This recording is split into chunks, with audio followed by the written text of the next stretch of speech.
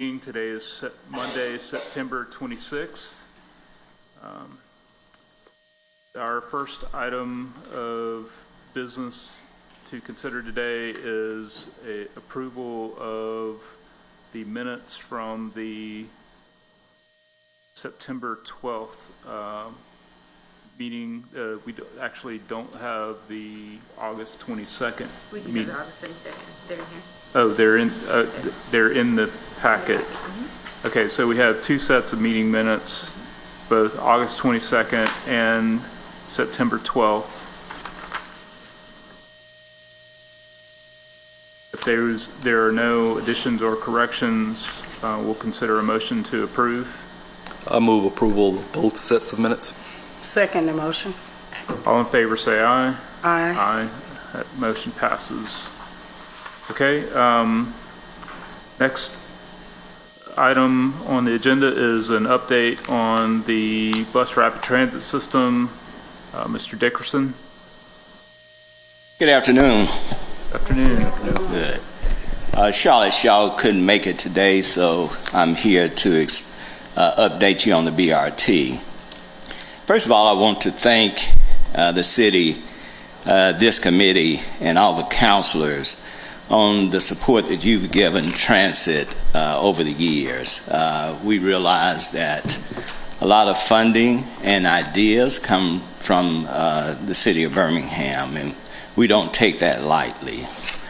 Additionally, I'd like to acknowledge how appreciative we are for your financial support.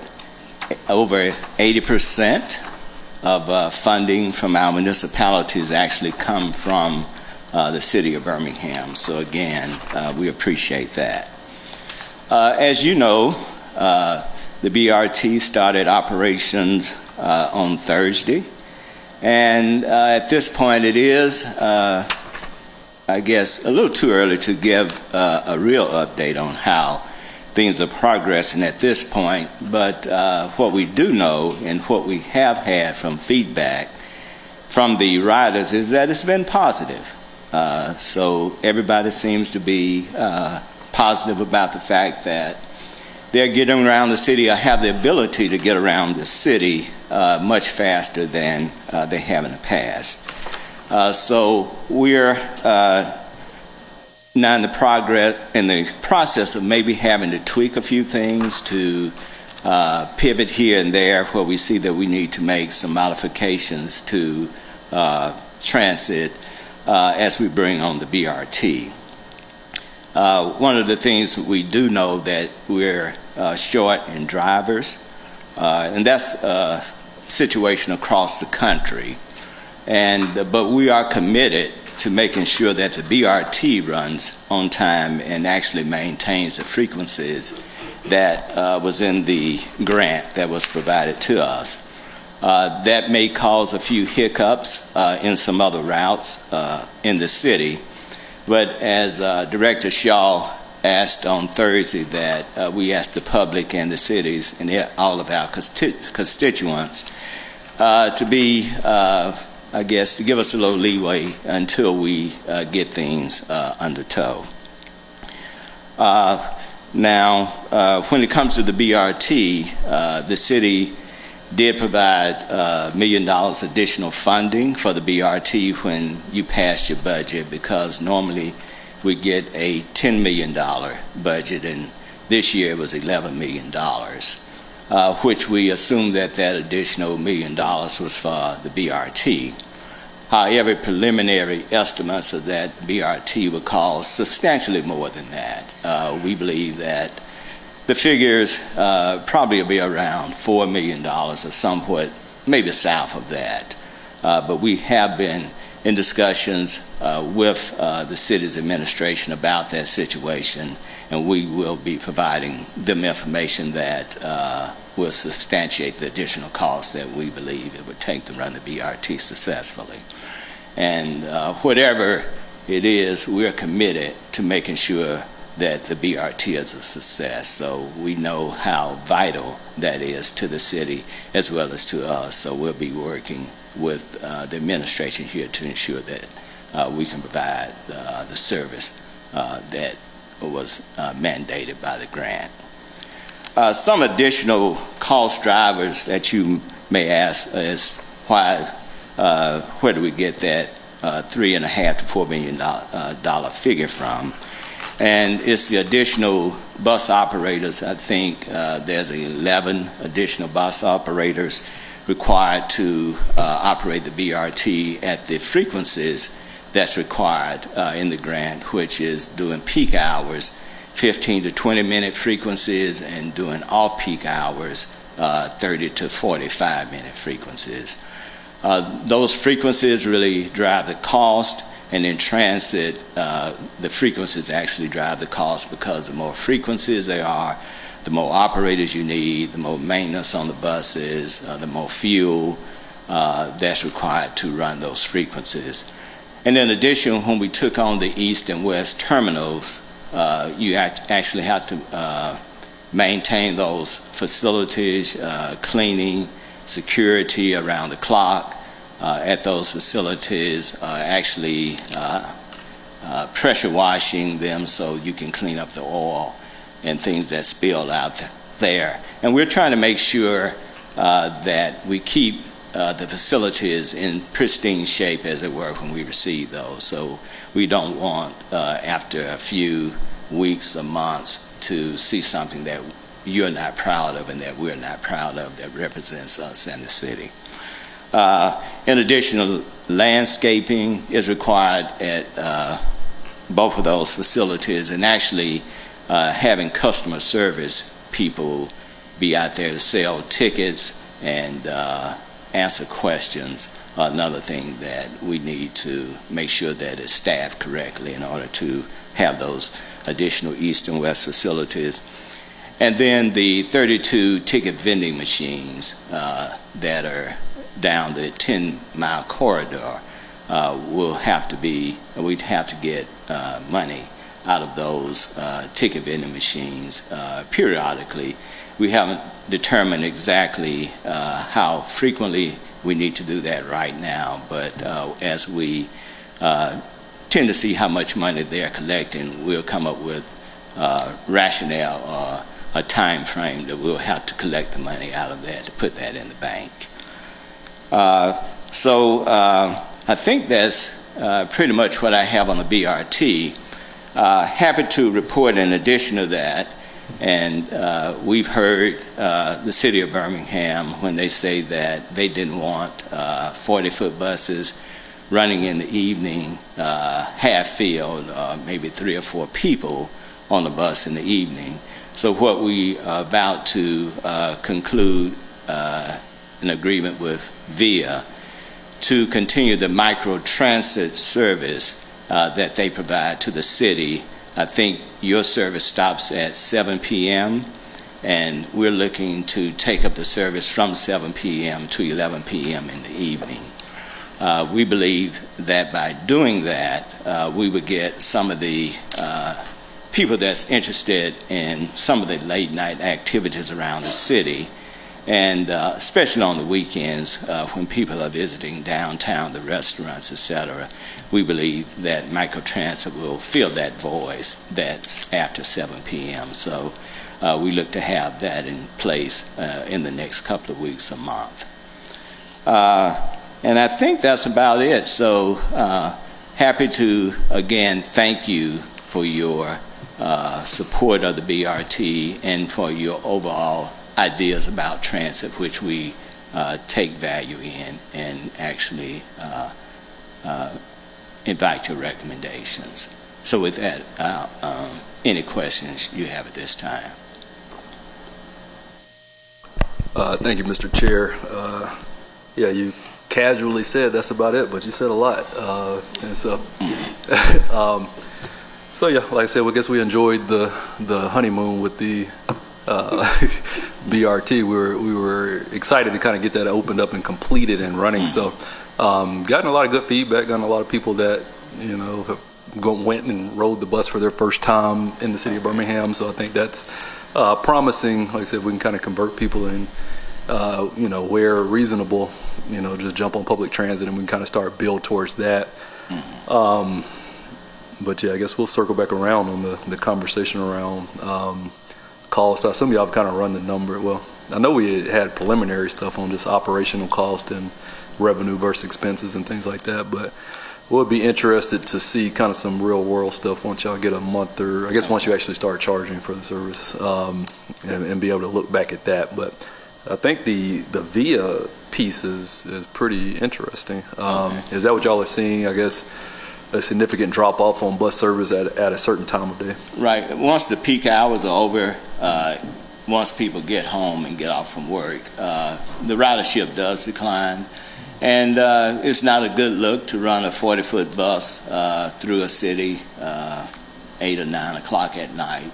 And when you see a 40-foot bus with 3 or 4 people on it, it does raise questions about are we being efficient in using that. We believe that the VIA service will provide a better fit for people at that time of night. And actually it's an on-demand service where it could take you from one specific place to where you're trying to go, rather than a fixed route bus that's running a route regardless of whether it's picking up anybody or not. So it'll be a learning phase for us as we implement that in the evening hours, but we believe that implementing that will make us more efficient and maybe some cost savings that we'll pass on to the city with that. Oh man, that's a big commitment. Thank you. Now, 2 more questions. One, or I guess a suggestion, or a question. Do y'all plan on, I guess, marketing to the actual, like, on the buses for that VIA service? And then what will you do during that time period as far as buses? Would you not run a bus or run a smaller vehicle? Well, the marketing piece first. The discussion has been with VIA to be a joint branding of the city of Birmingham and BJCTA.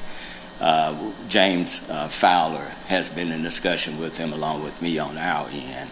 And VIA has been able to say if we have a joint brand, it could actually save money rather than us trying to have an independent brand for BJCTA. So we're looking at that possibility of a joint brand between the 2 entities. And of course, to the public, they probably won't know when your service stops and ours starts. So that would be less confusing to them than, to have 2 separate entities with 2 separate ways in which to contact and book a ride. So we're looking at trying to do this jointly with the city, and we believe that by doing it jointly with the city, actually our costs came down tremendously from if we were trying to do it ourselves. So what will you do in the evenings during that time window as far as, like, instead of running buses? Does this replace the bus completely, or what else? We still will run buses. It just won't be, it'll be certain routes that we determine that this route is not efficiently to run in the evening, that VIA would actually be a better fit for that. But some routes we will continue, so it won't be every route that VIA will actually replace. It will be just certain routes, and especially in the city of Birmingham, in the downtown area. One of the things, though, you have a zone for VIA.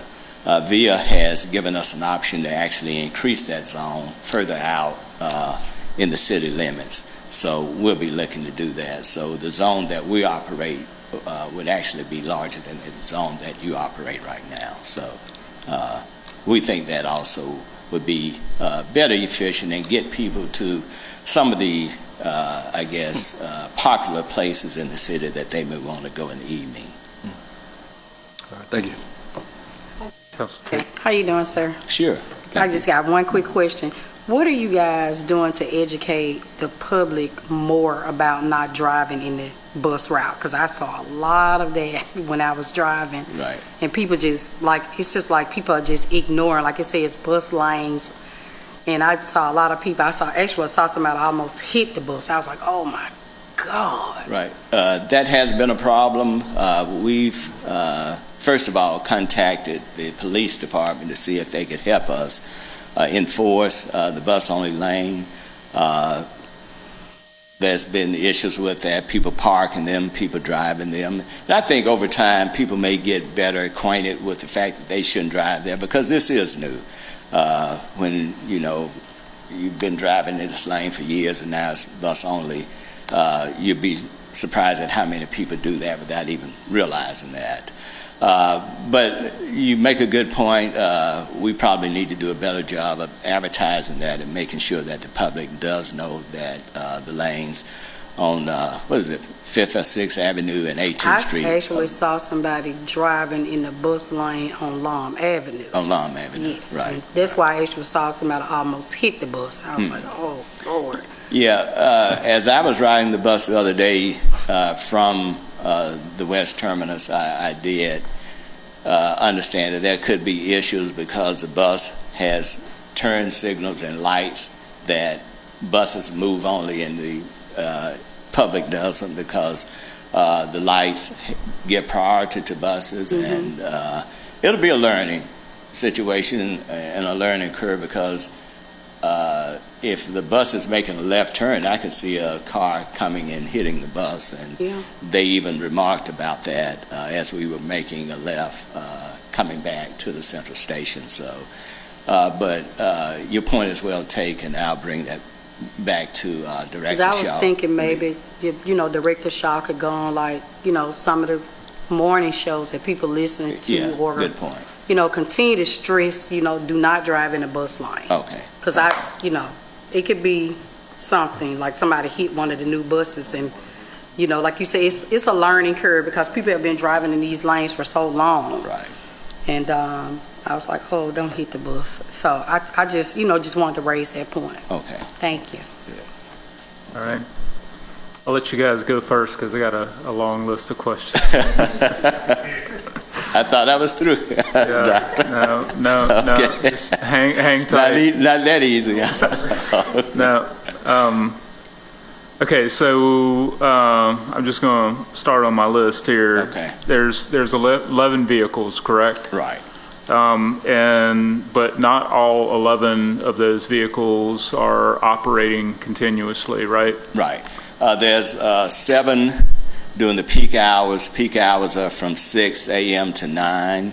Well, the service starts at 5 a.m. From 5 to 6 is non-peak. From 6 to 9, that's peak hours. In non-peak, you have 4 vehicles operating. In peak, you have 7. So peak is from 6 to 9, and again from 3 to 6 p.m. in the evening, in the afternoon.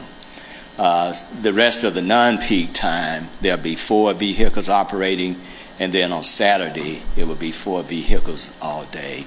The Saturday service starts, I think, at 6 or 7 and go to 10 p.m., and the weekday service starts at 5 a.m. and goes to 11 p.m.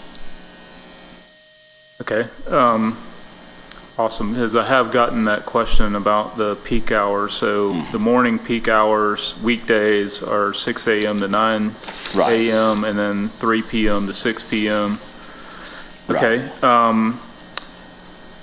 The ticket vending machines, I know that currently the service for this first 30 days is free of charge. Right. People can just go to a stop and get on the bus, no ticket required. Right. I've noticed that the ticket vending machines are also not turned on, and that some of the stations don't have those. When are we anticipating that system's going to be fully functional? Well, it's ready to be functional now. We just haven't turned it on because we're not charging fares. But as soon as the free fare time frame is over, we'll turn them on, and they'll be up and operational. They've been tested, and as far as we know, everything is working fine. We've even had tests to make sure when people use a credit card that the money gets into our bank account. So as far as we know, everything is ready to go as soon as we just flip the switch and said we are now charging fares. Yeah. And is that my observation correct that there are still some of the stations that need those machines? As far as I know, they should all be installed, but I'll verify that and get back with you. Okay. As far as I know, all 32 machines should be at the stations now. Okay. The So this is part of a, large project that was conceptualized and has various requirements that that BJCTA has to meet in order to, draw down the federal support. Can you speak to some of those requirements? Like, folks may come to us and have feedback about how things need to be done. Everybody's got an opinion. But in terms of what is inflexible, can you describe some of those things, like, hours of operation? Well, yes, sure. And I won't say that I'm an expert in all of the requirements there, but as far as I know, the hours of operation that we put into the grant, that was put into the grant by the city of Birmingham, is the 5 a.m. to 11 p.m. time frame, which I don't think there's any room for negotiation on that. And the other thing was the headways. The whole idea of the BRT system was to have rapid transit and frequencies, and the 15 to 20 minute headways in peak hours and the 30 to 45 minute headways in non-peak hours were another thing that's non-negotiable. And that's why we made a commitment to say, even if we didn't have enough drivers for the entire system to operate functionally on time, we would make sure that the BRT did operate on time, because that's the commitment we made to the city, and that's the commitment that the city made actually to the FTA. Across the country, transit systems are down, operators, and it's causing problems everywhere, to be honest. We've tried our best to go out and find ways and actually hire additional operators, but hiring them and keeping them has been an issue for us as well as other transit properties. We just had a discussion the other day about actually maybe having to pay some sort of bonus to operators to get them on board and keep them here during this time. So we're considering that. And, money talks. And that's what people are moved by, because we can get people in, but they can get their CDL license and go drive for a trucking company or somewhere and make more money. And they do that a lot. So, it's a challenge, but I think we do have ideas that may meet the challenge, and hopefully if we implement some of those, it at least could alleviate the problem. I don't think it'll ever go away until this COVID issue and people coming back to work, but it has been prolonged more than what we had expected. But it's across the board. It's not just here in Birmingham. How is on-time performance being monitored? Is there I know the buses have GPS tracking. Right. But does that feed into a data collection system? Sure. Are there other things? Yeah, that's the primary way. We've recently upgraded that system. A couple of years ago, the on-time performance tracking mechanisms weren't that accurate, and I won't say that we were on time. We probably weren't, but still, it was hard to get good data to say, how late you were. And of course, it's not only being late, but it's being too early too. So it's a window period of time, and it's not that wide that you have to be at a certain particular stop to be on time. Of course, that's been a challenge with not having enough operators, because not only sometimes are you not on time, sometimes you miss the whole route because you don't have a driver actually to make that route work. But you're absolutely right. We have GPS systems that will let us know exactly where that bus is at a particular point in time, and that we get the feedback there to see how accurate we are with being on time. Yeah. With regard to the hours of operation, obviously if there's 4 buses spread out over 10 miles, then if I'm at a bus stop at 5 a.m., I can't expect, that I'll be picked up immediately. Or more, the bigger issue is at the end of the day, I can't, even though the hours say 11 p.m., I can't expect just to go down to a stop and be guaranteed a ride. So kind of where does that 11 p.m. cut off, Is it just sort of a general guideline, or I think you're probably right. I'll have to give it our operations people on that, but the last route should be ending at 11 p.m., meaning that on the BRT line, that last bus should be getting to one of the end stations at the end of the route. Now, of course, if we are in the middle of a route, we'll finish that route, but the idea is that at 11 p.m. the service is over. Okay.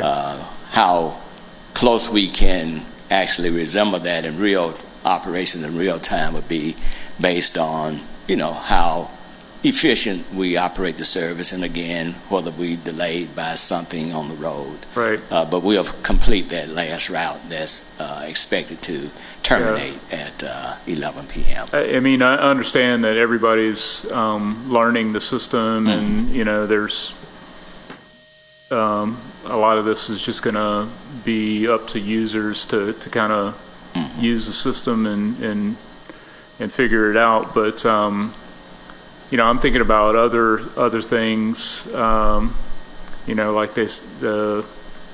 This is not an excellent example, I admit, but like our Birmingham City pools, they say that they're open till 6 o'clock, Right. But they start kicking everybody out at 5:30. So I think knowing that in terms of actual operations, that I can't walk down to the Woodlawn terminus at 10:50 and expect to be able to get wherever I want to go on the route at that time of night. That would be helpful. Okay, we'll get that because that's an excellent point you make, and it's one of my pet peeves. You close at I was at a place the other day, they closed at 5:30, but they wouldn't take anybody else after 5, so you Right. actually closed at 5 as far as I was concerned. So Yeah. I'll get you a clear cut answer on that and find out how we actually do that. I think the travel time, from one terminus to the other is about 50 minutes or so. So, certainly if people are coming from Woodlawn to 5 Points West or vice versa, they need to allow that within the operating hours. So, in any case, all right.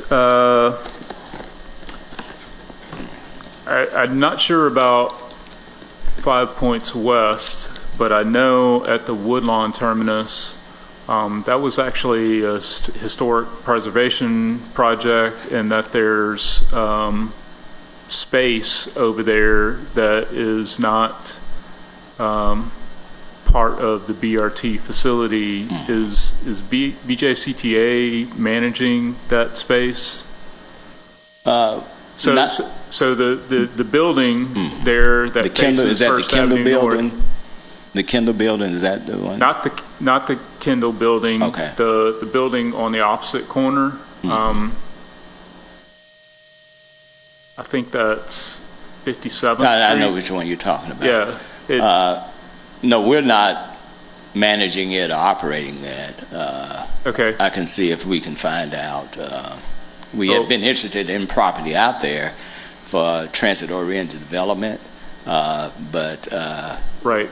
I don't think that was one of the Okay. buildings we were interested in, but I can find out for you Okay. how that's working. But it's not BJCTA. You guys aren't No. advertising that space for No. lease or anything? No. Okay.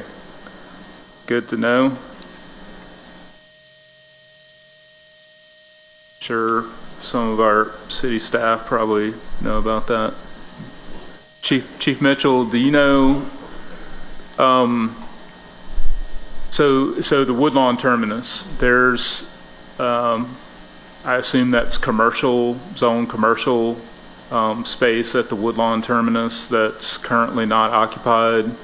Is that being controlled by the city of Birmingham, or?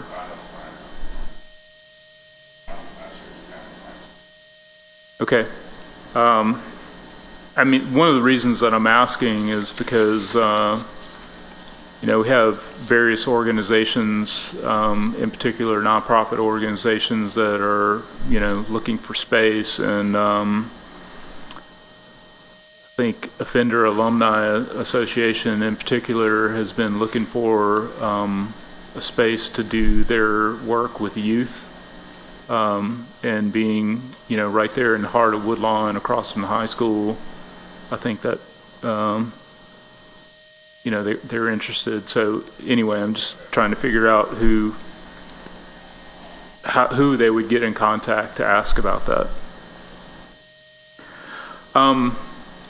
This is something that ought to be right up your alley. So with transit has a special place in our city code with respect to being able to do advertising in the public right of way. And the BRT stations have those digital kiosks and other, surfaces that could potentially be used for advertising. Is that something that you guys are definitely marketing? Right. That's something definitely we'll start doing. Most things couldn't get kicked off before the project was turned over to us, but that is definitely the plan to advertise. I thought I'd cut that off. No problem. It's definitely the plan to advertise in those spaces where you have the plaques there as well as the kiosks there. All right, awesome. Okay. Maybe that'll impact how much the city of Birmingham needs to pay in to BRT. Well, I can assure you that since you mentioned that, and I know Chief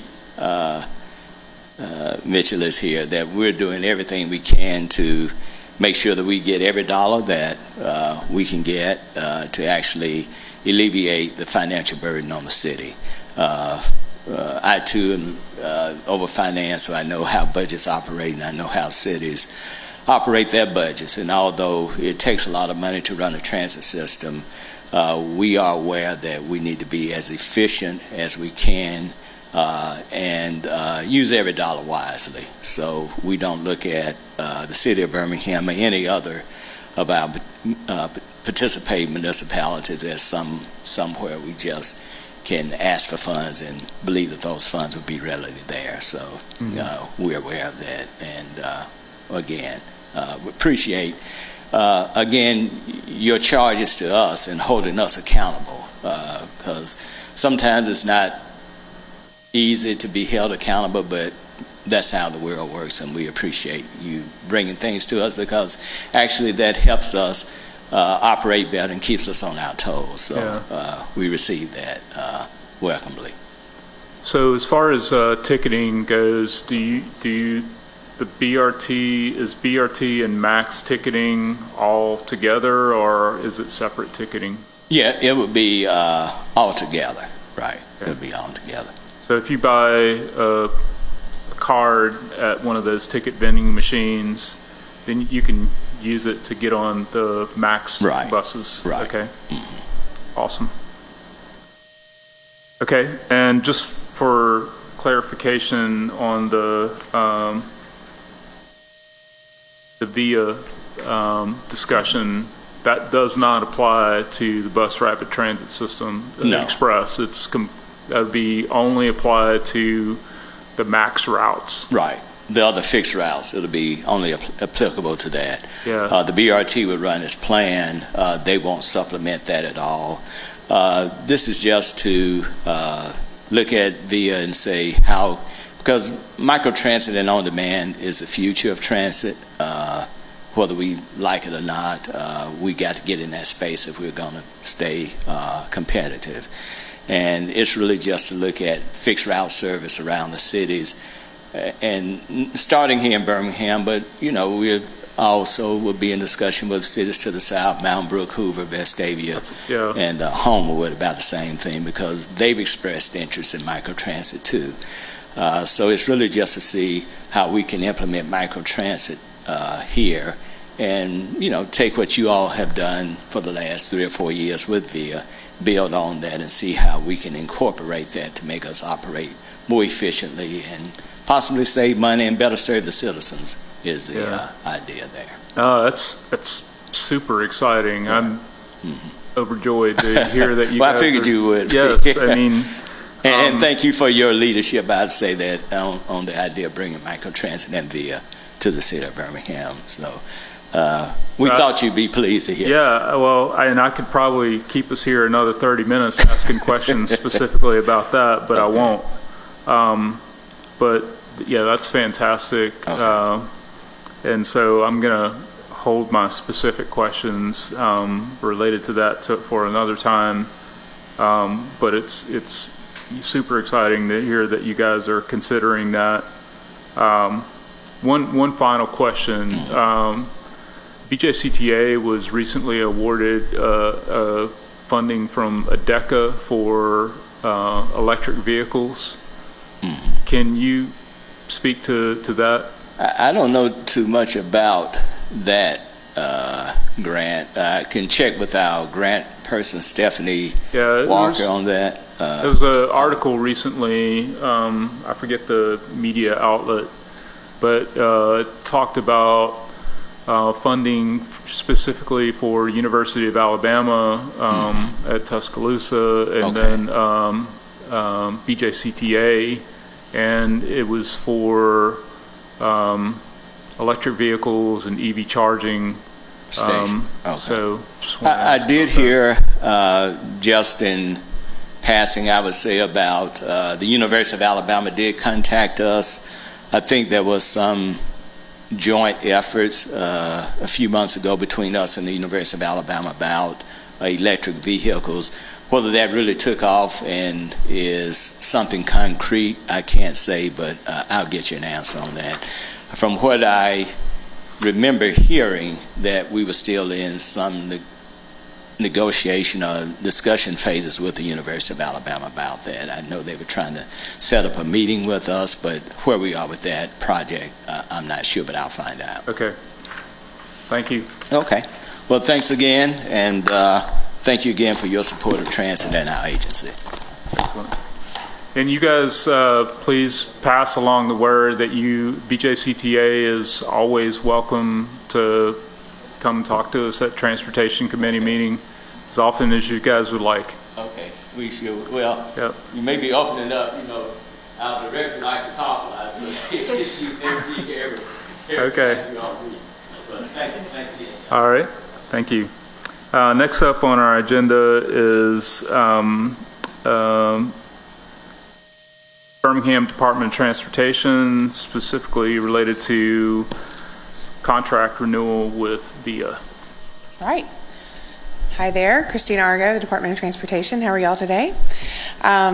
Good. So yeah, we've already talked about VIA a little bit already, and just to kind of bring you up to speed on where the city's at, it's hard to believe that it's already been 3 years that we've been working with VIA. So this item is just is to put another contract in place for 3 years. So we sent out the RFP, reviewed RFPs, and picked VIA again as our service provider for microtransit. And so, yeah, we're ready to have a seamless transition into a new contract with services with VIA.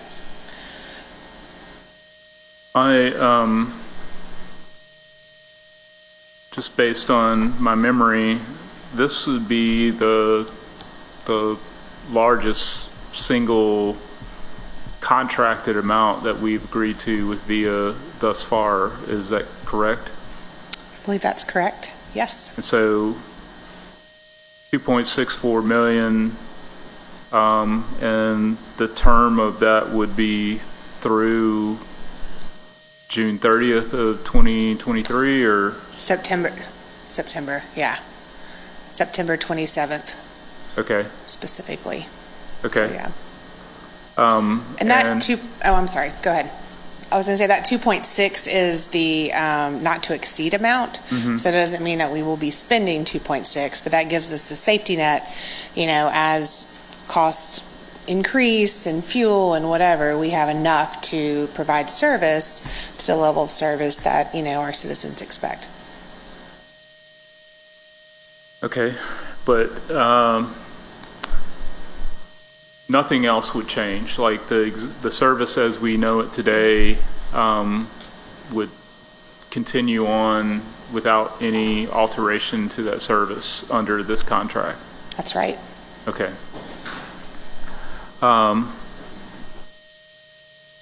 Okay. Any questions? Thank you, Mr. Chair. I saw 8.4 square miles, but didn't see like a map or anything or what that represents. And so, could you talk a little bit about where we expanded to? So the question is, one, did we expand, and then where did we expand? gotcha. So we're at the current 8.4 right now, and the map is online. It's on our website. And so this really puts us in a position to begin collaborating with BJCTA and their plans with VIA and talking about what does an expansion look like. Because we do have money for that. But I'm not sure if, our contract will be official this week. I'm not sure where they are on their contract. They may be officially signed. We were waiting to hear from them on when they had officially started or signed a contract with VIA. But the next step is to talk about how our services will complement each other. And so that would include an expansion of some sort. So what you have here is basically, because we did an extension with VIA to when? When is that extension? We've been kind of going like every 6 months for Funding. 3 years. Yeah. Okay. So once this is signed, we would just terminate whatever that extension, or this would supersede the current Right. extension we're working under. So this is not a part of what we talked about as far as expanding it. This is just a continuation of the base services, or I didn't see the RFP for this, but was there a conversation around an expansion in the RFP? Let me jump in there. So I think the idea is that since the contract is September to September, and we're obviously in September, we're in a situation where we need to put a contract in place in order to keep the service going. And that in the meantime, we're having conversations with BJCTA to figure out what that's going to look like with them contracting with VIA and us contracting with VIA. And I noticed that there was a clause in here that specifically addresses that situation, and it kind of acknowledges that those conversations are happening. That's right. So basically what we're doing is trying to make sure that the service as we know it continues, but there's obviously BJCTA just said that they're moving forward, and we kind of need to figure out how we collaborate and everything kind of works together seamlessly. That's right. Sums it up. That's right. We don't want to have two services. We have a really loyal ridership, and we've seen our numbers grow over the last 3 years, and so it makes sense for the service to be seamless throughout the city and for us to be able to capitalize on the ridership we already have, and then with additional services that BJCTA wants to bring on. So it's definitely going to be a co-branded situation, and we're not going to start over, from scratch. So I guess I may be talking about something slightly different, and I can't remember off the top of my head, but what was the budget number that we included for this type of transit opportunity? for this fiscal year, Right, 23. Ms. Chief Mitchell? I know in the general fund budget we had approximately 1.2 million. Then we subsidized a couple of another, I think 1 point something that came out of ARPA that allowed us to keep going forward with the service. So what's before the council is just basically an extension of the same service that we had, because I don't want to speak to the legalese of it, but I know when we first bid it out, this was 3 years ago, and so we had to rebid it out in order to get us to this point to continue the service. So that's why it's before the council. All right, yeah, I mean, I'm with you on what we're doing, but in the budget process, we talked about an expansion of it, and that was kind of Yeah, the conversation was basically that, you allow VIA and our staff to sit here and look at the data points of where we are needing VIA services to go. And we talked about moving certain parameters within the map around based off of ridership and the need within the districts. So I think that still is a conversation that VDOT and VIA are working through to try and do the expansion, but it's not just expanding the whole map per se. It's moving things around to make it more viable within the ridership and the funding that we have appropriated for it. yeah, so I can probably circle back between now and whenever this goes to council, but now I got folks that are pretty keyed in on this specific issue, and so during budget time they heard expanding the footprint, and so just kind of get some clarity on that and what that plan is going forward and what those opportunities actually are. And I'll leave it there for now, so we'll circle back. Yeah. I mean, just talking, sort of off the cuff here. I mean, so what BJCTA is describing would be, look like an expansion. The only problem is that would only be from 7 to 11 p.m. And yeah, so it'll be hard to operate different footprints. Like so, for it to probably work best, they should operate the exact same footprint just for the additional hours. Otherwise, it can get pretty, and it probably just needs to stay branded as it is. Now, I don't know if they want to put BJCTA on the car too or something like that, but I think best case scenario, nothing changes with the forward-facing branding, and the same footprint is just available for another 4 hours a day. But that's best case scenario. But I guess I don't see what they're doing. I guess I see more extension versus expansion with BJCTA tagging on. It was just stretching out the hours versus expanding access. But I just want to be clear on it so I can explain it clearly, because I know I will be explaining it. So in your mind, expansion is geography, right? Extension is hours. So, but what I was going to say is I would like for you guys to give us the opportunity to work through what an expansion looks like. We hadn't gotten to that clear point where we have a solid plan from us and BJCTA. So I'm asking for a little bit longer. And if I recall, we were here maybe a month or so ago where we said September, we're renewing the contract. We should have a plan to present to you guys in October. So that's still the case.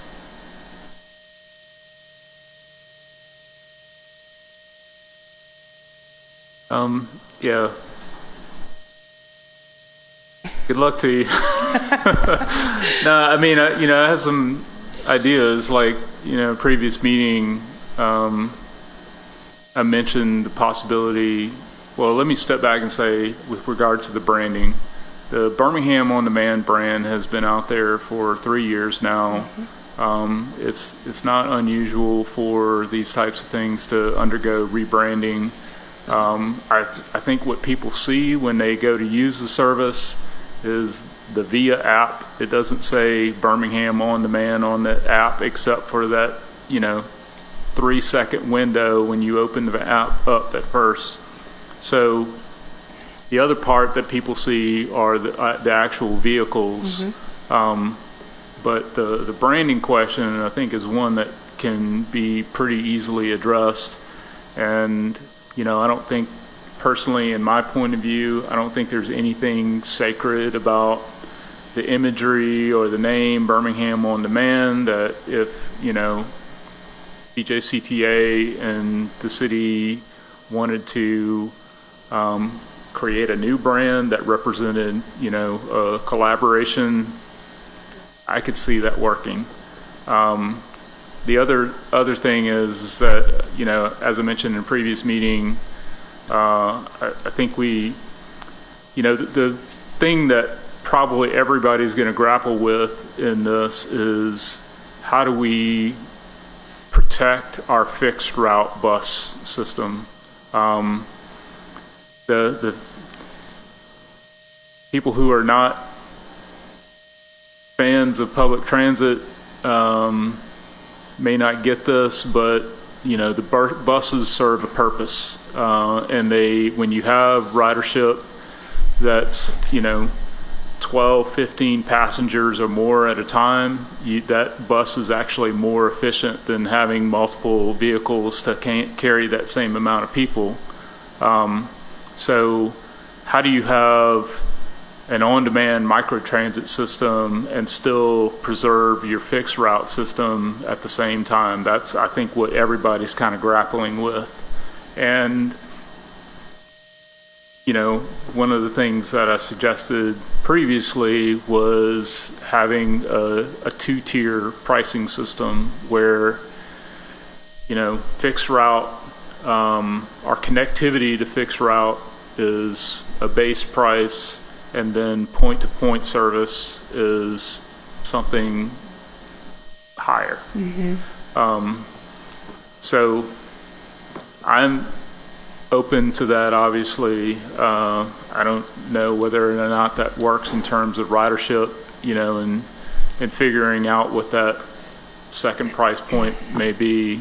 I feel certain that VIA is going to be able to help us with that scenario. So, because they'll be part of this conversation too. It's not just City and BJCTA in the room. VIA will be in the conversation, and we'll throw everything on the table, because I do think that's a great idea. So. Okay. All right. So what we have before us is continuation of the existing agreement. So what's the committee's pleasure?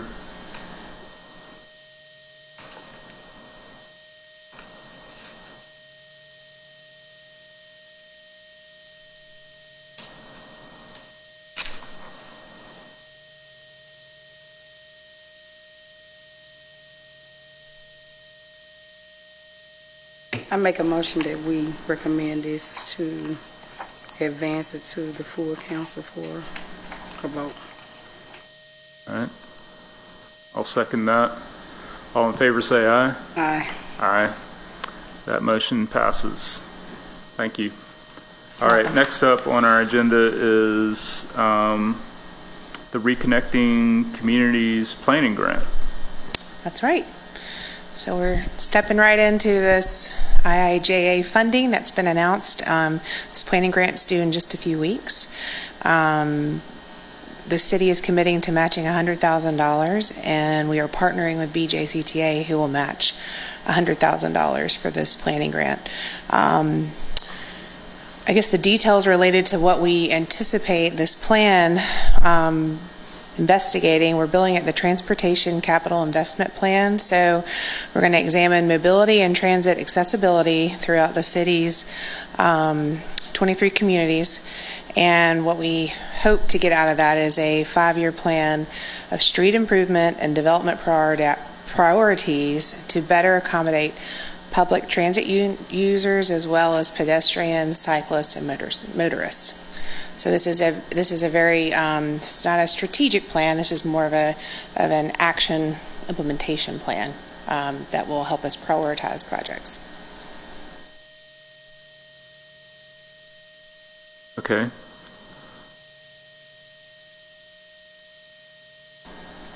So, stated another way, that this would be help us to figure out what to ask for next. Exactly. So yeah. So for example, does it make sense to look at a north-south BRT, or what is our next move past Birmingham Express? Right. And factoring in all modes. I don't know that we've ever had a comprehensive plan that has included, the street network, transit, trails, all of that together. Okay. And importantly, just for the lay folks, they're not big fans of planning. Plans. Yep. But, when you do apply for actual, monies for the implementation phase, you have to provide all of the justification, and the way you identify all the justification is by doing the planning. That's right. Okay. And part of this planning includes citizen participation, which is a huge, key to showing the federal government that we, not only have we put together the strategic plan, but we have buy-in from our residents. And how this plan really is different from the other plans is in the fact that we do have a lot of plans out there, and so our thought is we're going to pull the the strategic planning work that we already have done, and use that as our basis to jump off into this more implementation project oriented plan. So this wouldn't, if folks out there have ideas about what reconnecting communities looks like on the ground, this wouldn't exclude them. So, one thing that comes to mind in particular is connecting Titusville to the university campus. Mm-hmm. That would be, I would think, be one avenue that we could go down in terms of reconnecting communities. Reconnecting Enon Ridge, which is historically a part of Smithfield, to the rest of Smithfield. Reconnecting Smithfield to the area east of I-65, which is the Civil Rights District, which is historically a part of Smithfield. This would not exclude any of those. This would, just help us to identify all of those potential projects and provide justification for each of them, right? Exactly. It includes all of that. So we've got, in addition to some of the past planning work the city's done, Freshwater Land Trust has a Red Rock Action Plan, that looks at how their trail system connects east-west. And so if we think about all those plans and couple that with the reconnecting piece of what communities are we going to target based on some criteria we put in place during that planning process, then that does help us come up with a very strategic, compelling list of projects that would be competitive for federal funding. Okay. Any additional questions? All right. Can we get a motion to recommend this to the full council for consideration? I recommend a motion for consideration to the full council. Second. All in favor say aye. Aye. Aye. That motion passes. All right. Thank you. Thank you. One thing, Christina, before you leave. So I just wanted to point out, every time Director Fowler or Colin have come up here, I've asked them about this, 2059 lighting project. I just wanted to report to you that I've observed that project appears to be nearing completion. The portions specifically around McWayne Pipe appear to have the new LED fixtures there. So I'm noticing some progress, and it looks like almost all the fixtures between 31st Street and the 2059 interchange in Woodlawn are functional now. So, That's really good news. Yep. I will Thank let you. them know. Okay, good. Thank you.